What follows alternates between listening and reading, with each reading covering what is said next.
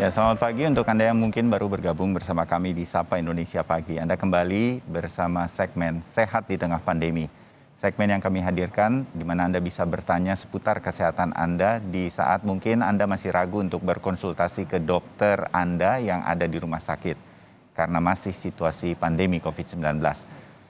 Anda dapat melayangkan pertanyaan-pertanyaan melalui Instagram di @sapa_indonesia_kompas TV sehari sebelum tayang atau melalui telepon interaktif yang akan kami hadirkan sebentar lagi. Nomornya adalah 021 5366 0500. Dan untuk pagi hari ini sudah ada Dr. Eka Ginanjar, seorang dokter spesialis penyakit dalam. Selamat pagi, Dr. Eka, sehat? Selamat pagi Mas Bayu, sehat Alhamdulillah. Selamat pagi Ya. pemirsa semua sehat insya Allah ya. Amin, mudah-mudahan kita selalu diberikan kesehatan. Dokter Eka, seperti biasa ya, bagian pertama di Sehat di Tengah Pandemi ini langsung kita akan membacakan pertanyaan yang hadir melalui Instagram kami. Yang pertama dok, dari @rio_herlambang_putra. Kita panggil Rio saja ini ya. Rio bertanya untuk kakeknya. Dokter, kakek saya pasien dengan usia 66 tahun, ada penyakit hipertensi dan diabetes. Sekarang ada juga kena ginjal kronis. Cara mencegah ginjal agar tidak menjadi lebih parah, bagaimana ya dokter dengan kondisi kakek saya? Terima kasih. Dokter Eka, Ya, silakan.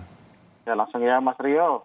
Betul sekali untuk diabetes dan hipertensi itu komplikasinya dua-duanya adalah ke ginjal. Hipertensi bisa menyebabkan gagal ginjal, diabetes bisa menyebabkan gagal ginjal. Jadi kalau ada dua-duanya, ini memang resiko untuk penyakit gagal ginjal kronis ya, Oh, atau kita sebut dengan gagal ginjal. Itu bisa terjadi sangat mudah. Nah, ya. untuk mencegahnya yang paling utama pertama ya mengontrol hipertensinya. Tekanan darah harus dikontrol sebaik-baiknya, terkontrol mungkinnya. Jadi kalau patokan 140/90 itu adalah batasnya. Jadi harus di bawah itu, walaupun usia sudah 65-66 tahun. Itu untuk hipertensi. Makan obat-obatan yang memang juga bisa memproteksi ginjal. Ada beberapa jenis obat yang juga berperan untuk memproteksi ginjal. Itu nomor satu. Yang kedua, gula darahnya. Diabetes harus terkontrol. Pertahankan kadar HbA1c-nya, ya pasti kalau pasien diabetes sudah paham itu apa HbA1c, Ya. kadar gula rata-rata dalam 3 bulan. Itu di bawah, kalau bisa di bawah 6,5. Normal itu di bawah 5,7, tapi kalau bisa di bawah 6,5 itu sudah bagus. Nah, kalau sudah bisa terkontrol itu dengan baik, maka progresivitas penyakit gagal ginjalnya atau penyakit ginjal kronisnya bisa diperlambat. Nah, ditambah lagi dengan beberapa obat-obatan yang memang bisa membantu ginjal berfungsi dengan baik.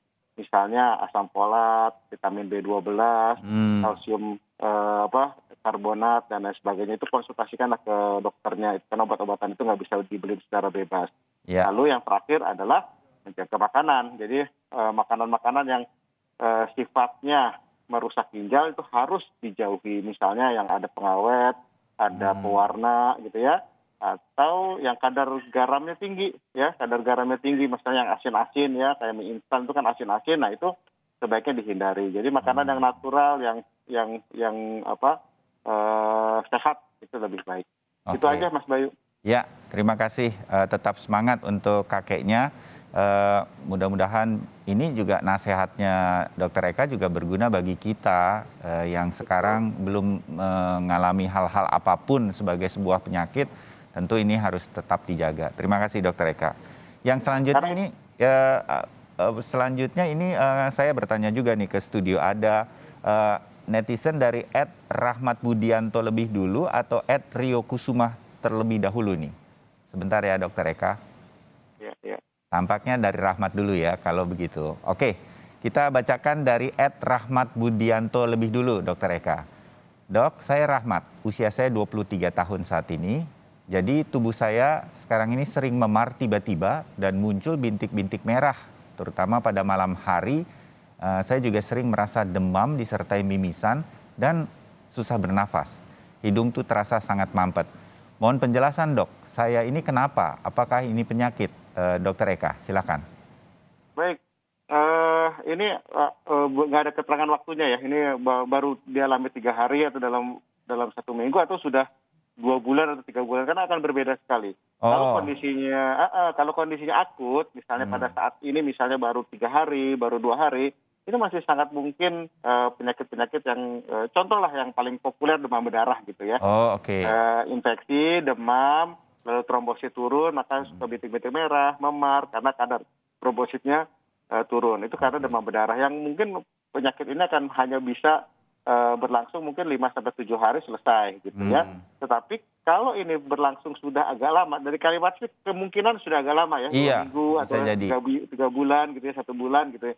Nah ini ada kemungkinan ini penyakit kelainan darah ya. Kelainan darah yang paling sering adalah kelainan pada kemampuan darah untuk membeku ya. Jadi darahnya terlalu cair ya, kelainan trombosit atau gangguan dari trombosit itu sendiri. Ada macam-macam ya, ada penyakit-penyakit yang berkaitan dengan kelainan trombosit ya. Ada berdasarkan autoimun, ada juga memang keganasan. Nah ini panjang, jadi harus dicek karena harus dilihat pembuluh darah darah tepinya, bagaimana kondisi trombositnya, apakah ada kerusakan atau memang jumlahnya kurang atau ada antigen yang tidak seharusnya ada di tubuh seperti itu. Nah ini butuh diperiksa profilnya seperti itu. Banyak penyakit-penyakit yang ada, banyak ya, bisa purpura ya, bintik-bintik yang kita sebutkan Helmholtz purpura, ada trombositopenia dan lain sebagainya. Banyak penyakitnya, tapi harus diperiksa.